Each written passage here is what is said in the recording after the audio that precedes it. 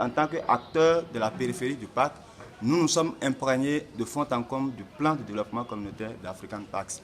Et donc, ça nous permet d'être en phase, comme je le disais, avec cet acteur-là. On nous a demandé d'amender, d'apporter nos contributions par rapport à l'élaboration de ce plan de développement communautaire. Et forcément, c'est une gestion participative et ça nous a vraiment intéressés. Ça nous a permis d'avoir une idée des possibilités que nous pourrions avoir en matière de synergie et donc de nous mettre ensemble pour pouvoir mieux impacter les riverains de cette biosphère qui est un bien très commun à nous tous.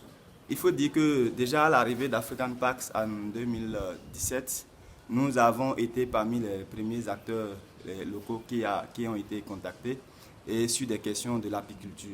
Et donc, on a fait un travail de fond en comble, une étude diagnostique, je vais dire, avec un expert qui a été commis par African Parks. Et à la suite de cela, on est allé à la phase active.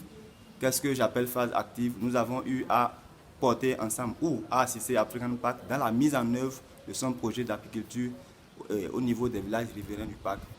Ça fait autour d'une soixantaine de bénéficiaires que nous avons pu faire former avec African Parks dans le cadre de l'implémentation du projet apiculture.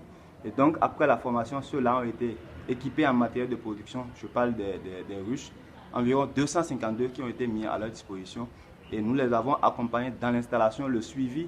Et donc, nous avons aujourd'hui des ruches qui sont colonisées. Et l'appui conseil se poursuit. Ce n'est pas parce que le délai contractuel est arrivé à terme que nous allons abandonner comme ça et parti. Donc, nous continuerons toujours par donner des coups de main à chaque fois que besoin sera.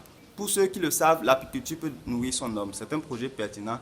Quand vous prenez un investissement apicole, c'est vrai, d'aucuns pensent que l'investissement est cher, il est élevé, mais quand vous investissez une fois et que vous entretenez votre ruche, c'est au moins pour une longue durée. Vous pouvez atteindre jusqu'à 10 ans avant de pouvoir renouveler par exemple la ruche. Alors, si une ruche vous produit en minimum 8 litres par campagne et que vous devez faire sur 10 ans, vous convenez avec moi que ça vous fait au moins 80 litres. Et si vous faites les 80 litres fois 2000 au moins, vous voyez ce que la seule ruche peut vous produire. Et ça, c'est la production minimale que j'ai donnée. Encore qu'il y a des possibilités de pouvoir renforcer les capacités productives des ruches en créant d'autres conditions naturelles tout autour. Et donc, aller, pourquoi pas, à plus d'une dizaine de litres par ruche. Et donc, c'est forcément rentable. Pour ceux qui ont expérimenté, vous convenez avec moi que ça va être forcément rentable. Parce qu'une ruche, si elle peut vous produire 10 litres et que vous avez 10, ça fait forcément 100 litres. Et quand on fait les 100 litres fois 2000 au moins,